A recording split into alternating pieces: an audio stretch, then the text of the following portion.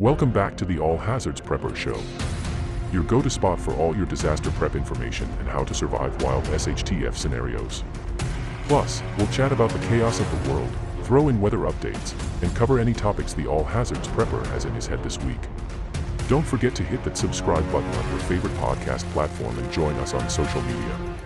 Now, let's welcome your fearless leader and the brains behind the All Hazards Prepper, Blake.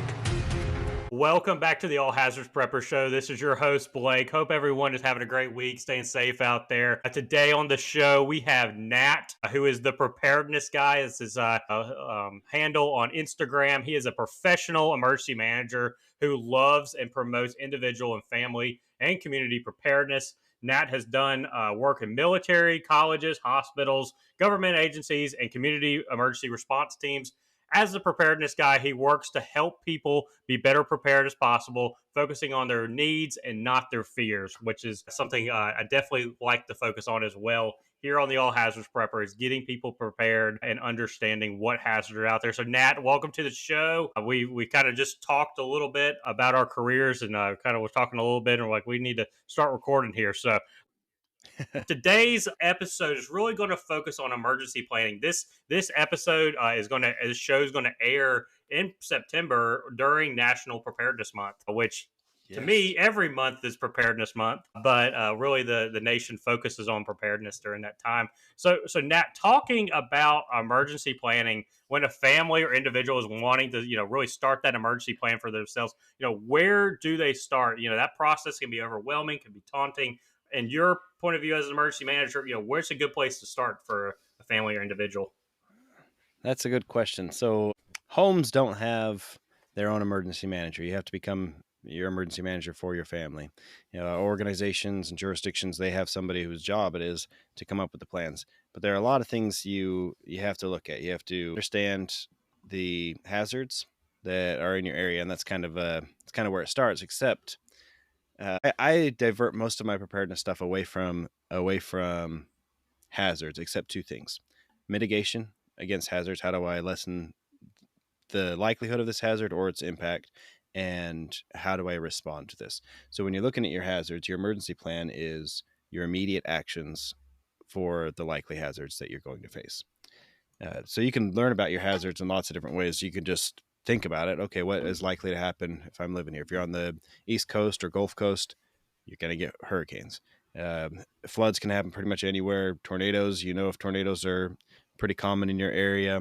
So you look at the hazards that are likely, look at some that concern you, and then try to figure out if those actually are relevant. And then you're going to look at how you can do an immediate life-saving response to those things for yourself. Perfect. Yeah, that's really in the emergency manager's point of view too. That's you really got to start with the identifying those hazards, like you just talked about, and and from there build that. You don't want to plan for stuff that is not likely to happen, but that's kind of low on your list.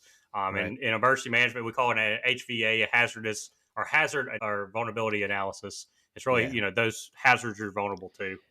So a lot of jurisdictions, if you go onto Google and you look up your city or county and you look up hazard vulnerability analysis or HVA or THIRA, which is like a threat hazard index risk assessment or something like that, or the hazard mitigation plan for your region, you're going to find some things that the local jurisdictions have worked on. And those can be pretty helpful because they do a lot of the legwork for you, especially if you have like a hazard mitigation plan. They've gone through and they've looked at the different hazards that are possible and then what they're likely to impact. But when it comes to these jurisdictions plans or these organizations plans, they're not necessarily looking at how it impacts you as an individual. And that's where you have to take over. So the plans that you look at, they might have maps in there, which is really good. So you can see where they'll put the floodplains in there. So you don't have to go. They often do that. You don't have to go and look it up yourself. You still can. You can just Google floodplain maps and find that. So you can look at the data that they put in there. They've done a lot of research, but they're not always 100% correct. So I was doing a community preparedness training for a community, and I looked at their their hazard mitigation plan for their region. And we looked at that, and the group I was talking to was like, "Is this how you would rank these?" And they're like, "No, I don't think this is really." But what happens, and because there's an algorithm that the planners use to figure out which of these is most likely, and sometimes you just know what's more likely. But also the way they wanted to address these hazards, it was pretty funny, and almost all of the jurisdictions, they'll put something like individual preparedness or education or training up at the top of their list, number one goal of things they want to do. And then the proposed plan for how they're going to address that is going to be something like develop a pamphlet. And then you look at the next one for the next, they do it every 5 years, I think. You look at the one 5 years later and to see the report on what was done in the last 5 years, and they'll say, we didn't have funding or staffing to accomplish this goal, so it was deferred. So, a lot of jurisdictions do have pamphlets, especially larger jurisdictions, but pamphlets don't make us more prepared necessarily. So if we're making our own plan, then we want to understand the hazards, but then we look at not just the hazards, but how they impact us. And it's the ones that are life-threatening that you want to address first. Perfect. Yeah, that's really what you want to do. And I was just actually looking. I was trying to find the exact website. FEMA has a website called the National Risk Index. It's hazards.fema.gov, NRI/maps. And you could actually pull up your own county there and look at the hazards, ranking it kind of like a hazard mitigation plan would do, like Nat was talking about, and seeing what really could impact your county. Even looking at social vulnerabilities and community resilience and things like that. But the average citizen, it's a pretty easy site to use. So the average citizen can really look at the hazards that are in their community. And now a lot of people, when they start prepping, when they start really, they may go through a storm, they may go through a little something and go, I need stuff, I need, whatever. They start prepping by buying resources. But why is planning a little bit more important to start first when you're really starting that preparedness? Good question. So one of the, so I'm definitely not anti-resource, but it's the approach you take to your resources. Because when people go and buy resources, they're buying supplies, it's because of their fears and typically because of a specific hazard. So most of your preparedness, except for response planning, is not going to be based on the hazard. It's going to be based on your needs. When you are looking at these hazards, there's a saying that I say for emergency management. It's that we fund what we fear. Mm-hmm. And you could talk to your executive leadership or organization leadership or whoever, whatever type of organization you're in as an emergency manager, and you can tell them, hey, I think we need to have such and such training. It's not going to cost us anything extra. It's just something we could work on. I need your say so. And they're like, no, we don't want to scare the people because it's, whatever it is, like active shooter training is a good example. And then an active shooter situation happens in a similar organization or jurisdiction, and they'll come to you and say, why aren't we doing this? Why aren't we doing training for this all the time? So they want this, like the recency bias kind of thing. One, they think that thing is more likely when it's happened recently, and then they're afraid.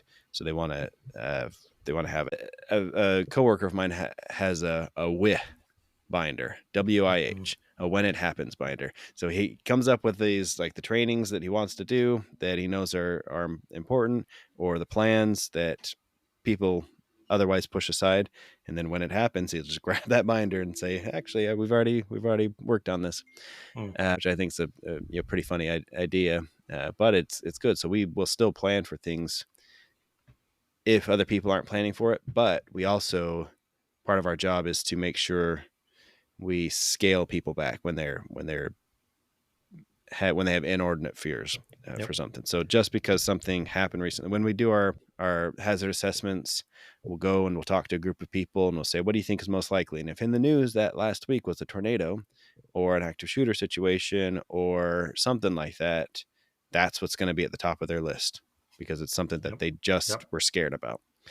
So you have to temper your fears, and that's the thing. So when it comes to planning, it needs to come first because one, it's life saving. That's the most important thing. But it helps you to temper those fears instead of looking at all these scenarios. A lot of people will say, I think I need to prepare for the worst case scenario. I'm just going to imagine the zombie apocalypse. And the CDC did that too. They said, if you're prepared for a zombie apocalypse, you're prepared for anything. But when you're doing scenario based planning, you're not actually meeting all of your needs. You want process based, you want to be able to assess the situation, or something that's very specific. Because if you're looking at a large scale scenario, like a zombie apocalypse or a grid down scenario, in preparedness, we talk about a lot of the big, the where the grid goes down or something like that. And not that I don't think about those things or talk about those things, but you can't create a tactical plan for a strategic hazard. You need something that's a little bit more granular for something that is a smaller scale. So in a tornado, you get to the interior of your building, lowest level possible, where there are no windows. Like, that's very specific, because there's a lot of data and evidence and everything to back that up. That's not something that somebody's just like, I think I'm going to come up with something.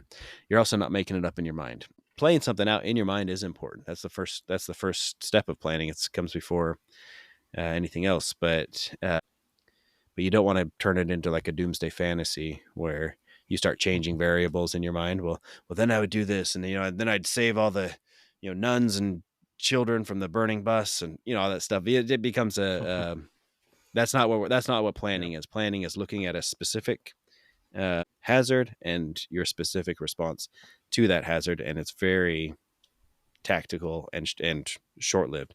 It's not. So if it's your emergency plan, you can have your tactical one, and then you can have operational, which is a little more coordination focused. And then you can do something that's more strategic, that is overarching, kind of the questions you're going to ask, things like that.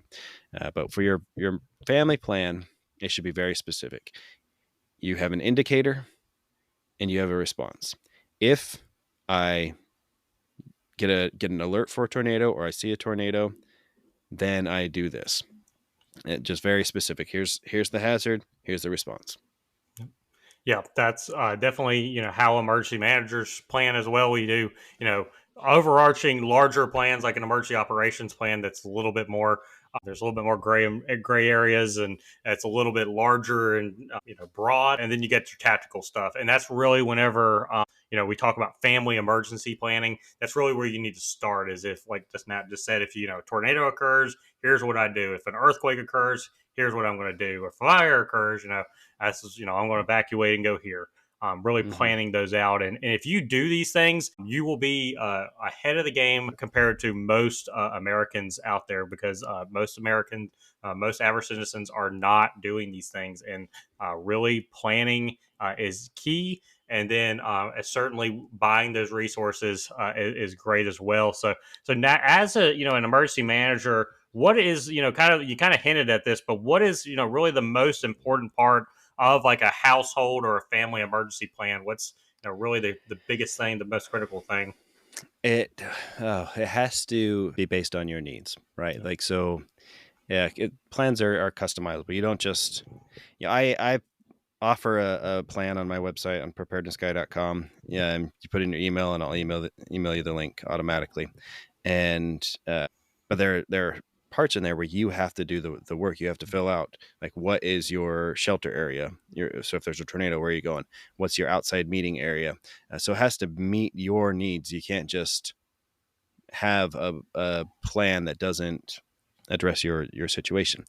So there are general things to follow, but then it also has to be functional. Like, you have to be able to actually follow it. One of the ways we do this at my home, when we did our emergency planning, when we moved into this house, I asked the kids, if there's a fire and we need to go outside, where are we going to meet? Instead of saying, hey, this is where we're going to meet, I asked the kids, where would we meet? And then they say, oh, we're going to meet down by the mailbox. So great. And I wrote that down, because they've already, they didn't think of it ahead of time, but whatever is intuitive to them is something that I want to work with. I don't want to have to override any other ideas or retrain them. I just ask them, I give them the scenario. We just talk it out. And they said, if we have to do this, where would we go? And then I can ask them, like, if there were a tornado, where would we go? And if they give the wrong answer, then I kind of nudge them, or I let them know, okay, well, a tornado is a hazard that's outside. It has wind. It can break windows. So if it can break windows, what room do we want to be in? And they're like, well, there are windows here, so we don't want to be here. What about in the basement? Things like that. So helping the family understand it and talking through it, and then making sure it's functional. It has to be a functional plan. Sure. Yeah, and you gotta really have buy-in from your people in your house, Yeah. and that's what as emergency managers we got to do too, and that's something we really struggle with a daily basis is getting buy-in from executive leadership all the way down to the person that's moving something from here to there and getting buy-in, and it's a struggle. If Right. you're approaching this, a lot of people, it's a single type of thing where the mom or dad or whoever is we're going to do this and we're going to do this planning, we're going to do this preparedness, and everyone else is just kind of dragging along. You really got to have that buy-in, so that's kind of hard. Yep. Yeah, you always have to figure out the why for them. Mm-hmm. So, and again, it's not fear-based. Like you're talking about the hazards, like we've already talked about the tornado, and then like what the impact would be. So I don't like say like, hey, you're gonna die if you're here, but it's just like, hey, we have the ability to overcome this, and we've had plenty of tornado warnings, and we've had to shelter in the basement. In our previous house, we sheltered in a bathroom on the ground floor, and I've had kids that are terrified of tornadoes. So I do a few things with them, like try to empower them, and that one is helping them come up with the solution. Mm-hmm. But then, I keep on my phone. I try to keep a movie or some shows downloaded all the time, just so there's something that even if the power's outage or the power's out or the phone network is down, they've got something they can watch. Sure. And then candy, of course. Candy works. Chocolate, Yeah, chocolate and or that's. something. I think we do that as emergency managers. We'll bring in donuts or Yes. something for people to get them to come and listen to our TED talk, if you will, about whatever's going on. So yeah, that definitely works as well for individuals. Kind of moving on, we kind of just hinted at this, but what's some good ways of getting your spouse, your kids who really maybe not want to do this, what's some good other ways to make it kind of more fun and getting them into the emergency planning and doing training and drills and exercising it. This is one of the number one questions that I get from people when it comes to prepping in general. Is how do I get my spouse on board? And part of me says you don't. And what I mean by that is you don't change them. You integrate their strengths into the overall mission. Like you can explain why it's important to you or why it's important to the family, but if my wife and are competing over the budget, like she's making the budget, and I'm like, I need all this, I'm going to buy all this gear. She's going to say, hold on, that's not in the budget, and it's going to cause us friction, right? So, we talk about how we can make it financially feasible. We're working on the budget together. She's got my all right, you get this much for prepping stuff or however it goes. But the conversation ahead of time is really important. So just she's not really like that. We definitely have conversations about budgeting and all that. But the way that I store food, my wife and I had a conversation, and she says basically the number one problem she has with food storage is that she doesn't want anything to go to waste. I said, excellent. Like that's great. So we don't buy foods that we would eat. That we don't have the mindset of I would eat it if I were starving. If I really had to, I'd eat it. We store foods that we like. We just store things that we already like. She is a great cook, so when it comes to long-term food storage, we store ingredients, and then we can make the foods that we like and are comfortable with. So we're not stockpiling a bunch of freeze-dried meals, but we do a lot of like freeze-dried or dried goods of ingredients of single ingredients. So letting her strengths, figuring out where her strengths are. So she likes gardening and is better at it than I am. She's better with budgeting. She's a much better cook than I am. All those sorts of things all make us more self-reliant. And I'm not competing with her on those things. I'm just saying that's the great strength for all of this, and how can we integrate that? So even if even if I'm not completely basically saying like this is how we're going to do it. It's a conversation of how your strengths come together. So when it comes to things like food storage, I mean, again, it's like how can you go through the last several years and not understand the importance of this sort of thing? But still, some people struggle with it. Yep. So we're looking at planning. A plan is very simple. It's not something that's huge. You can say the preparedness guy said I have to do this. That goes a long way. Carries a lot of weight in every home, especially with the ladies. No, just kidding. No, you say, hey, the fire department promoted this. Hey, this is a good. Whatever you need to say is, hey, I'm checked our smoke detectors. I want to know. I want to make sure the kids know what to do if those things go off. Where would we go in a tornado, especially if there was a tornado warning sometime in recent history? Putting it in context is good, but again, avoid the fear. Try to focus on positive empowerment, and then getting the kids involved is the best part because then it becomes a game. Mm-hmm. And I remember one time several years ago, we were at I think Chick-fil-A or something. When there was a play place there, and kids and we mentioned something about, I don't know if they brought up some hazards like a tornado or something, or if I did, and then I started basically yelling out a hazard. Like, okay, there's an earthquake. What are you gonna do? There's a tornado. There's a flood. Just like started going Yeah. through these different things. And in the play place, like if there was a flood, they'd go up higher. If there's a tornado, they came down lower. If there's an earthquake, they stopped where they were and they dropped cover, hold on. We just like went through all of these different immediate response actions with them in the play place, and it was just kind of a fun experience. And then other strangers, kids are playing along too and doing this whole thing, and I was that weird guy in the play place. But we do that at home too. We'll make a game out of it. Yep. And we do the crawl, walk, run thing. Mm-hmm. So we'll have a conversation about it. We talk to the kids. I started with asking them, where would we go? Okay, how do you know if there's a fire? And get them to answer the questions, because as you ask the questions, you don't tell, you ask the questions, because as they come up with an answer, they're running through it their first time in their mind. And that's going to build confidence and basically will start the foundation for muscle memory, as if they're working through it in their mind. So the more opportunities you give them, especially kids, to work through it on their own, the better they'll do in the actual event. So that's the crawl stage. They might, you show them how to feel the door to know if it's hot. Mm-hmm. You let them know what the smoke detector sounds like. And you can do these all separate from each other.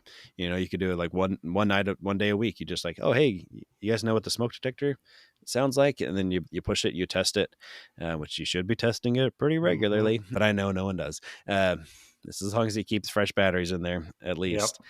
Every time the time changes. Yeah, every time the time changes, change your batteries.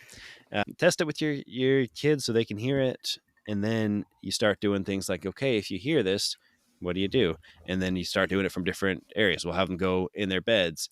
All right, you hear this? And then they'll like roll out of their beds, go and feel the door, and I'll give them the feedback like, oh, okay, the door's not hot. Yep. And they'll open it, they'll crawl, we'll go down the stairs, and then we do it in blocks, and then you can build up to like a full scale evacuation from your home and go and meet in your meeting location outside.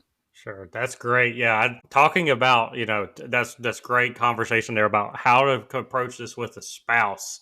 I recently got married in November. I don't have kids yet, so I'm writing down some notes when we have kids of things to do here. But my wife is the person that doesn't worry, or she worries too much whenever she sees something happen in the news or whatever. She was not on the prepping game whenever we started, but we had good conversations. We had talked about, okay, here's Blake, here's your, when we were budgeting, here's your, money for your preps, here's what you can spend a month. And really build on from that. And ever since I started the show, she's really taken passion and taken more interest in prepping and kind of understands what I'm doing. Her parents struggle with that too. They were like, oh, you're preparing for the apocalypse. And I'm like, no, I'm really preparing just for, the hurricanes and the big disaster to happen. But sure, if we're talking about it. Yeah, if the apocalypse happens, you're more prepared than the average citizen. But really, it's just focusing on that base level preparedness. So definitely interesting conversation to do with wives and husbands if you have to do that. Yeah. Well, and one huge one thing that has helped out is like when my wife is like, "Oh, I'm out of fill in the blank with anything." I'm like, "Oh, okay." And I just go grab it from the basement. And she's like, "Oh yeah," it just like reinforces this idea. If I've got extra Ziploc bags, I've got extra pasta, chicken stock, just whatever. But it's all the things that we already have. We just build some depth in there, and because we're already eating it, we're going to naturally rotate through it, and we just add those things to the shopping list as we're eating. If you are newly married or anything like that, or you just start grocery shopping for yourself, it is amazing how much money you will save going to Sam's, Costco, BJ's. We were amazed when we first started getting married, or were married. We go to Walmart and buy our groceries, and then we started going to Sam's, and it's amazing. If you stockpile, a good, like Nat was saying, that good rotation of food and other supplies. My wife does the same thing. She'll say, "I'm out of whatever," and I go to the closet or wherever, and there's extra of it. And if there's not extra, it's on order immediately. Right. Yeah, it's definitely good to have a stockpile of stuff, not just for just for the everyday, let alone the disasters as well. Yeah, Well, go ahead. yeah. Well, that's the way I look at things. Is I ask people like, "What are you preparing for?" And they'll always name a hazard, something that scares them, right? Something they're worried about or they're fearful of, which is reasonable. Like I'm terrified of tornadoes. I wouldn't go and give one a hug, right? Because common sense says don't do that, right? So those things are understandably scary things. That's why they're hazards. But when I ask people, "What are you preparing for?" They'll name a list of hazards. I try to shift their mindset and say, like, those are the things you're preparing. Like that's an against action, right?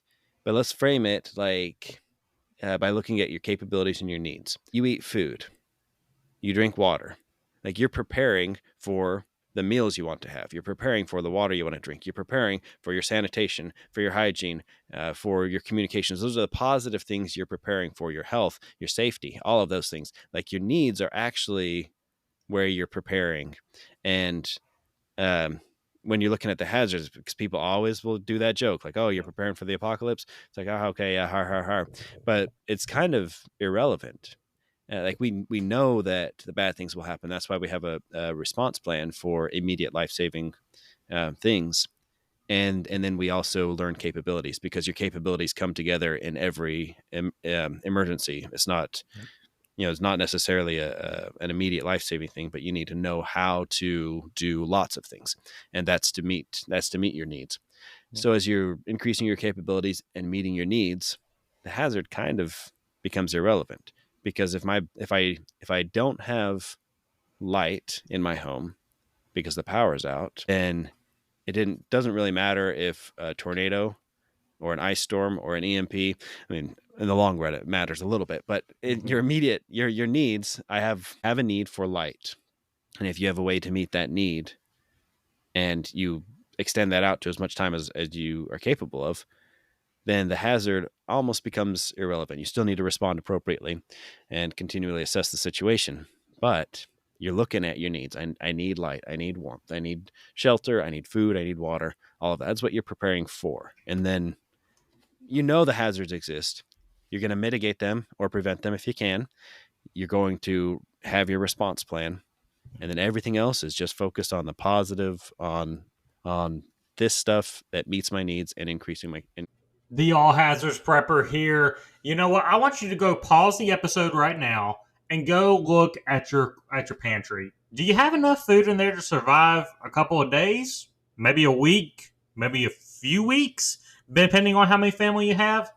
No? Well, you need to go check out Artisan Farms. Artisan Farms offers so many different products for emergency food, from things that you can use every day.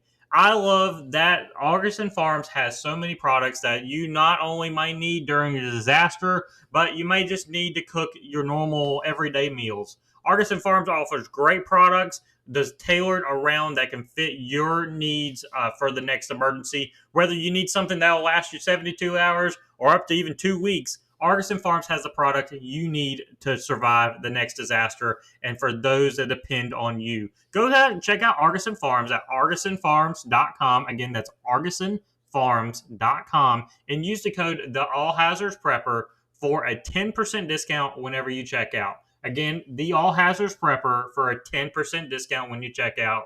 Artisan Farms has what you need not only for the next disaster, but for the everyday as well. All right, welcome back from the break. This is the All Hazards Prepper Show. Again, we have Nat, the Preparedness Guy, on the show today. We're going to hit real quick on training and exercising that emergency plan. So Nat, whenever we're really doing these plans, what are some good ways to get your family involved, your kids involved, to really test and train this plan once it's done? Again, like we were talked about a little bit, is make it a game. Have fun with it. Don't take things too seriously. I keep a gumball machine down here to remind me to always have fun with things. Especially if you're dealing with kids, make it fun. But you also want to make it somewhat real to life. So you don't divert too much from the reality, but you also don't want to scare them. You want to give them a win and provide a certain level of stress inoculation. And that happens when you build a level of self-confidence and your kids or spouse or you believe, I can do this. So when you do training or drills or exercises, allow yourself to win. Make sure that you're following the plan and all of that, but don't leave it on a down note where everyone's like, oh man, we did a terrible job. Always figure out a way to kind of turn it around, because if you feel like you have some control over the situation, then you're more likely to be able to overcome the hazards. There's this basically the opposing side of things is learned helplessness. There was an experiment done with puppies that they had a control group, so nothing happened to these puppies. They had group 2, so control group was group 1. Group 2 was puppies who would stand on a plate that was electrically charged. They turned on the electricity, and the puppy, all they had to do was like push a lever, and it would turn the power off. And so they'd get shocked. Hey, look, they could turn that off. That developed some stress inoculation in them. They knew, I can overcome hard things. I have control over my situation. But the third group their plate was tied to the second group. They couldn't see the second group. Mm-hmm. So they would randomly get shocked, and then it would randomly to them turn off. But that was the second puppy pushing the lever. So to them, they had no control over the situation. Everything was just random. Bad things were happening to them. They couldn't stop it. They couldn't change it. They didn't understand any of this stuff. And then when they did the final test, the first puppy, the control group, they were on the side with the electricity, and then there was a small couple inches high partition, and then there's a side with no electricity. Control group would hop over and they'd be fine. The second group that had control over, same thing. They would hop over, they'd be fine. The third group, they would start getting shocked, they would just lay down. Oh. And even though the way out is just right there, they had this learned helplessness. And so if you're beating your family down with these drills, and it's not fun, it's not like they're not getting their success, they're not building self-confidence, then you are reinforcing the idea that they are incapable. And it wasn't until they took the puppies. So the puppies could be lured they try to lure them with a treat. Wouldn't work. They'd try to like intimidate them into doing the right thing. It wouldn't work. They would show them another puppy who was successfully doing it. Still wouldn't work. These puppies are just like, oh, well, I guess it works for them. Yeah, I don't know what the puppies were really thinking. They didn't tell us. But I guess it works for them, but that wouldn't work for me. And it wasn't until they would take the legs of the puppy and move it over a few times. They would move the legs over the barrier, physically move that puppy so they could see my body can do this, to where they would start to save themselves from that situation. And it's just really fascinating. I mean, I don't advocate shocking puppies, but when you are doing training, drills, and exercises, you want it to be high fidelity. You want it to be as real to life as possible, but you don't want to scare anybody. You don't want to create a worse situation, and you don't want to push somebody in too far to where they're incapable of handling the situation. And that's why we start at a low level. You just take one skill that you're going to train on, or when you're doing a drill, you just do part of like just one function. In this drill, we're just going to do an immediate response to that smoke alarm, or we're just going to walk down the stairs to our tornado shelter, or you're just going to drop cover and hold on. And then you can start adding some more elements to it. You can make it a larger drill or exercise as the confidence and competence increases. Then you can even add multiple complex issues to the exercise. So if you have a fire and you escape, maybe you have to use an alternate escape. The first run is everyone gets out the front door, but after they're pretty confident with that, that they're capable of doing it.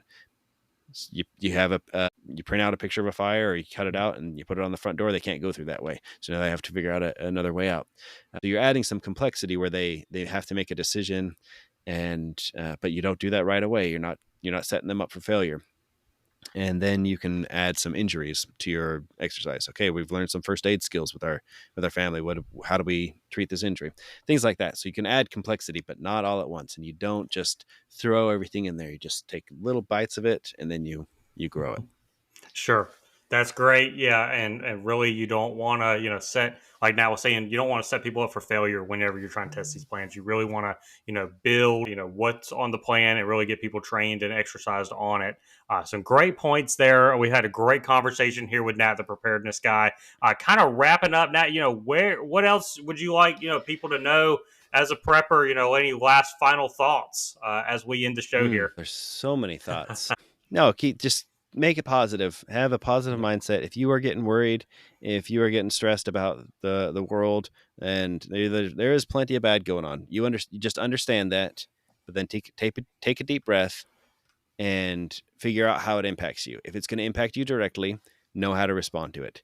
If it's going to impact your needs, prepare your needs. That's it. You look at the impact of these hazards, and if it's going to affect your ability to get food, water, shelter, warmth, all of your needs, then those are the things you need to focus on. So you positively prepare through addressing your needs and through increasing your capabilities, through growing your skills and knowing how to respond to them.